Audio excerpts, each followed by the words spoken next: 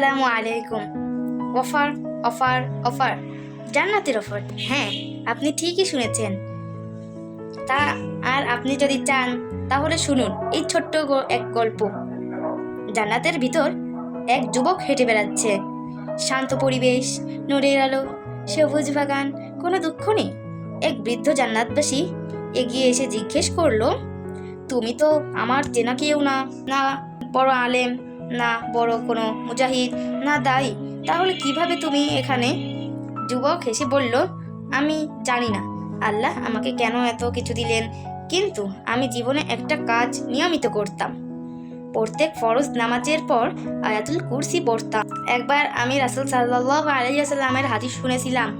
তিনি বলেছিলেন, যে ব্যক্তি প্রতি ফরজ নামাজের পর আয়াতুল কুরসি পড়ে তার জান্নাতে প্রবেশ একমাত্র বাধা হবে মৃত্যু।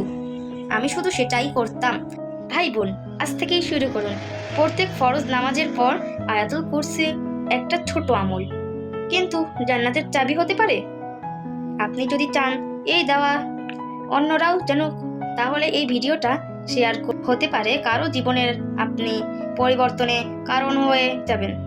আর আপনি জানেন তো, যে ব্যক্তি অন্যকে ভালো কাজের দিকে ডাকে আর তার জন্য একই সওয়াব লেখা হয়।